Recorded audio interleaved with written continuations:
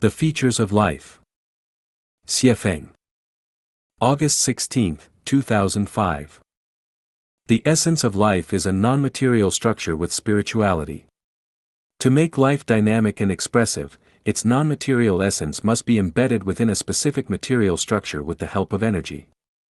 We will regard the features of life in this sense.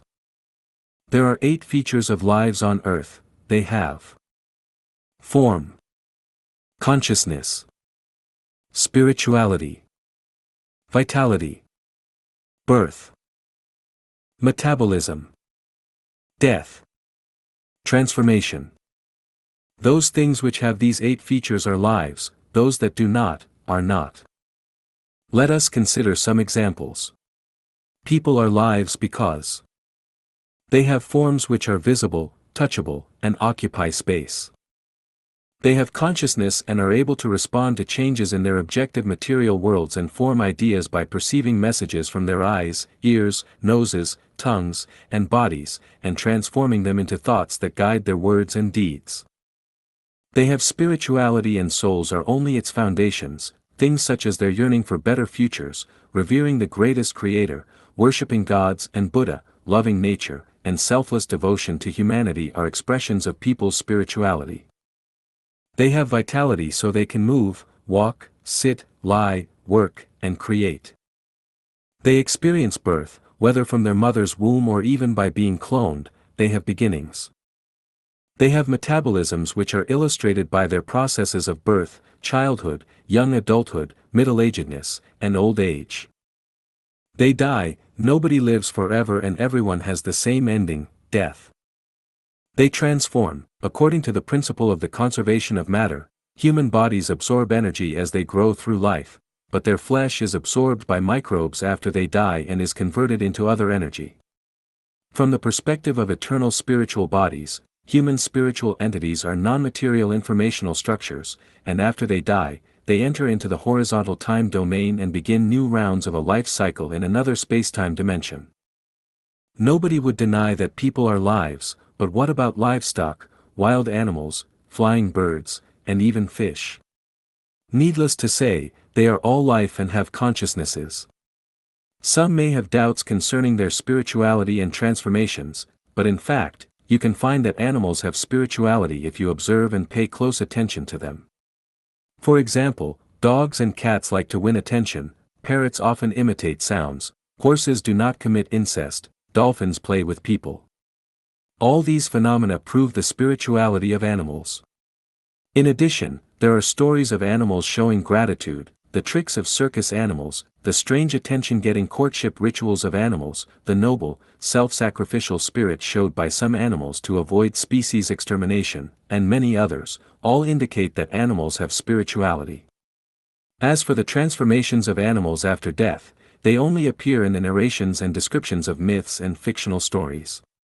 Humans still do not understand them from the perspective of science, which shows that science has not yet developed to a sufficient level and that human thoughts have not reached the level of such understanding. Why are there fewer and fewer animals and more people on the earth now? In fact, most animals transform into people.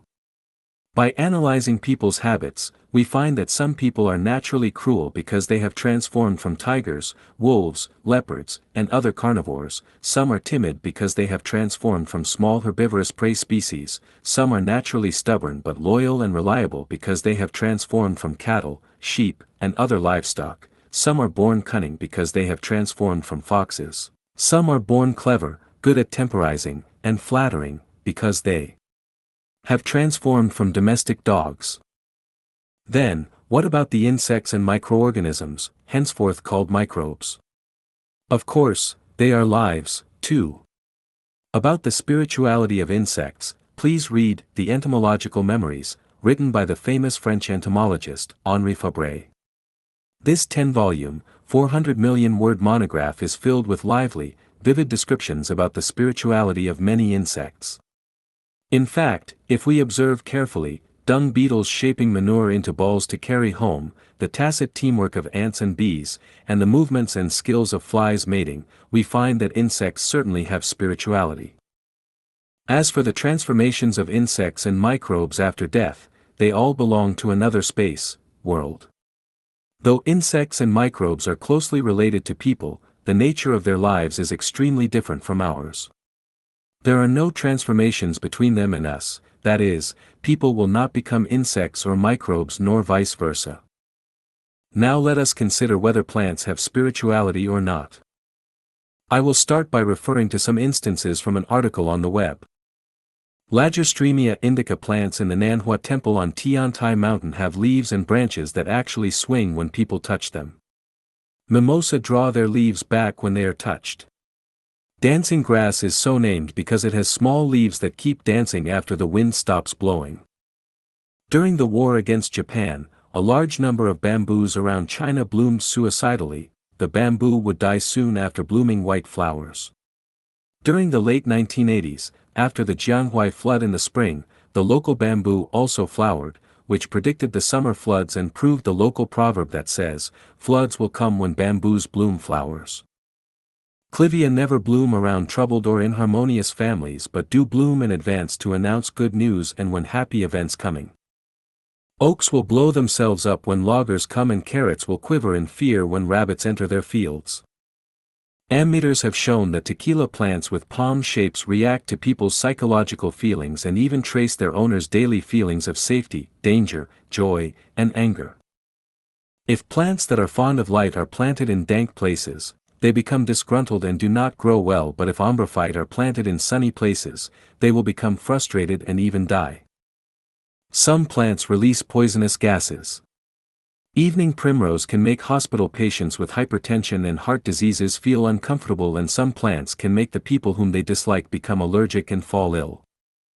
Grapevines planted next to pine trees do not bear fruit, but ones planted next to elms bear sour fruit.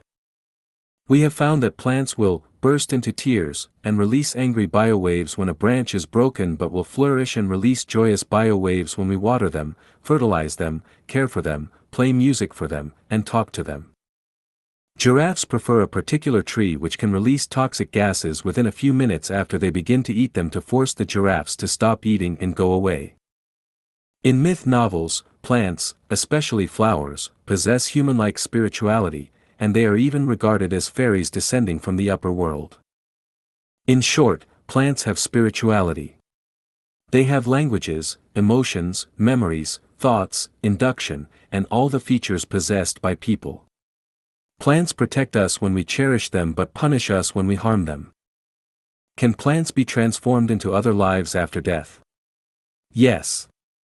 Non-flowering vegetation transforms into microbes, flowering vegetation transforms into insects, flowering and fruiting vegetation transform into herbivores. Vegetation does not transform directly into carnivores or people after death. All flowering plants derive from the nimbus of celestial world, and that is where they return directly, so they are not transformed into humans. Grass also has life, but its life, along with insects and others, forms their own life system which does not belong to the system of animals, flowers, trees, human celestial beings, and Buddhas. In other words, people will not be transformed into grass, and vice versa. Nothing but humans, microbes, insects and other animals, flowers, and trees can be regarded as life, but this does not mean that they lack spirituality. All things have spirituality. Mountains, water, the earth, stones, and especially gems, all have spirituality. Metal and almost everything else has memory. Although these substances possess most of the properties of life, they do not have consciousness and cannot be transformed into other life after they pass on, so they are not within the life category.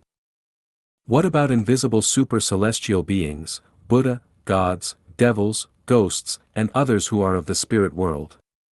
They can be seen as life, only when they take on physical forms. Without a physical form, they are only spirits. This is why Jesus Christ, Buddha Sakyamuni, and Lao Tzu took human forms when they appeared before us. The people going to the 1,000-year world or the 10,000-year world after death are not spirits, but life, because they will retain physical forms, but in the case of those who become Buddha after death, they have the power to change their forms, so they can exist in the Elysium world as spirits or miraculously transform into any physical form freely and omnipotently.